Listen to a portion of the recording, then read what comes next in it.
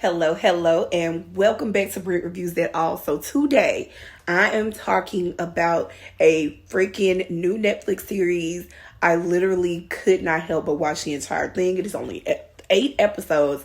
It's called Wags to Riches. Okay, now, basically it has wives, it has girlfriends in it. Some of them are ex-wives, and I'll read what it says. It says Portia hosts a cocktail party that sours when Sherelle brings up Stoney's past. Maji, or whatever her name is, reveals the frustrations of dating a rap star. So I thoroughly enjoyed, that was the first episode that I read the details. So let me just give you my thoughts on the entire season as a whole.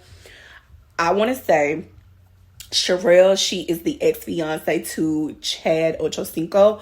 I will say all of the ladies on this show, they are beautiful.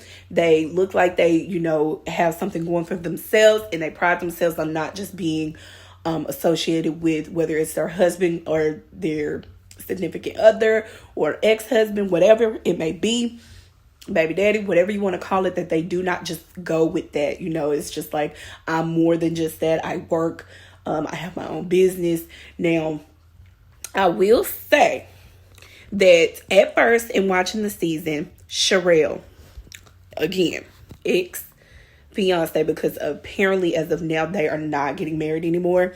We wouldn't have known that prior to the show. But now that the show has aired, I'm wanting to see what's going to happen moving forward. I almost actually kind of question if that was just to promote herself a little bit more and make people more invested in what's going on with Sherelle.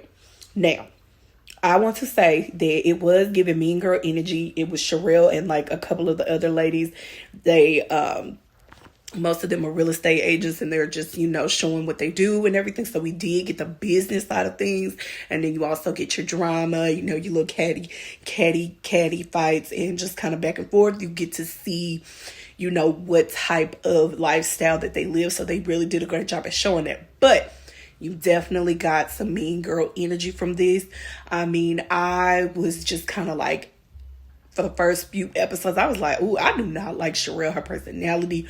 She is already being judgy without even knowing somebody, just off of he say, she say, as if somebody needs to prove themselves worthy to be around her or in her space. Nobody owes you anything, honey. That right there, that was like, okay, I don't like her. That was just the first thing. Now, like I said, with Sherelle, it just, with the first few episodes, it just was not really giving me a good first impression of her as far as this reality TV kind of goes. It just kind of felt like she stepped into the role of being the mean girl, really witchy, but take the W off and put a B in front of it. Just saying, that's what it was given. And it was just kind of like, girl, excuse me, moving on. It just felt like Stoney, she is the baby mama to Rick Ross, first baby mom. And I just felt like they were all prejudging her from something that happened in her past, as if they have never done some of the same things that she has done, pertaining to whether it's a sex tape, sexy photos, anything of that nature that you have shared between you and your boo at the time. Don't judge this lady. Apparently, now this is on the show. This is what was said on the show. I do not know. This is just what was said on the show. I am repeating that. Apparently, and this is from Stoney's mouth on the show, Wags to Riches, she said that 50 Cent bought the sex tape from the guy that she was no longer with, and he shared it. And I thought it was really ugly how the ladies, instead of wanting to, have some compassion, they were being very different, very kind of weird towards her, and I just thought that wasn't right. And just prejudging this lady about what she decided to do with her settlement money, because she did end up suing 50 Cent or whoever, and she did win a good bit of money from the lawsuit. Now that's that. Now moving on, you also will get the wife of Tariq Hill, which was very interesting because you do get to see her kind of talk about the relationship between him and her. This guy, my first introduction to him is when he was pulled over in Florida on his way to the game, and they had yanked him out of his car, had him all on the ground. I remember that. from the news. And I also remember the whole blow up about him with all these multiple baby mamas, children coming out of nowhere, while this girl, his current wife, was pregnant with her first child. So there's that. Okay. She's saying that they were not together at the time. Those are her words. I have no choice but to go with that. I am not in her skin, and it is what it is. That's between her and her husband. Third, you have the one of the baby moms to Kodak Black, who is a rapper. If you do not know, Google him. And she's, just pretty much saying that, she's the youngest of the crew, but she's a real estate agent as well. And then also she's a rapper. I'm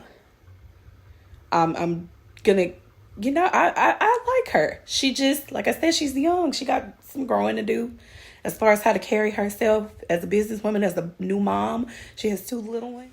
Now, I will say, overall, I was very into it. Like I said, I finished the season within 2 days. I do want to say, Netflix just said Bridgerton, another season is coming. I think I knew that already. Sorry, I'm getting distracted. Focus.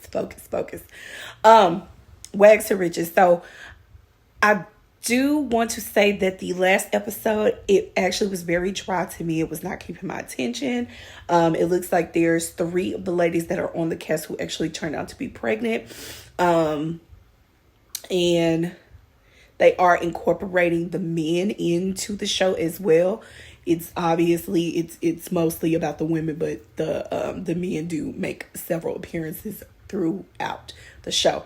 But the last final episode actually was very thumbs down to me.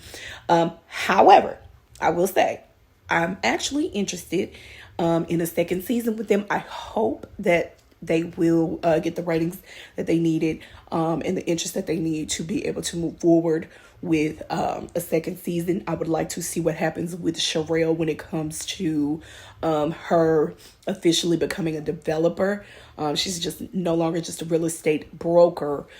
She actually was able to move into the developer's phase or space, and I would like to see what she does from there. She says she's going into the realm of affordable housing in the area. This is all based in Florida, Miami mostly, and I'm really interested to see what happens with that. I kind of feel like there's a reason why we don't get to see Kodak Black, because I don't think he needs to be on anybody's TV show. Just from what you see online, keep him off of the show. And the other ladies, I just want to see what's going to happen with them. So, especially with most of them being real estate agents. I think, again, it's a pretty good show. If you're into Basketball Wives, that type of stuff, I think this would kind of fill in for that void if you're really interested. As like I said, with Sherelle and Chad, they're not together. I'm wondering if that was real or not, but hey, okay, they're not together. We're going to roll with it. Cause we got to see them discussing prenuptial agreements and things of that nature.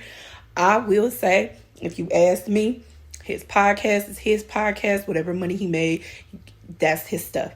When it comes to, her business, she said she had what she had prior to him. But I feel like you kind of, y'all just whatever you came in with is what you leave with. Leave it like that. Whatever you make together, once you're married, then you split those. Simple as that. But watch.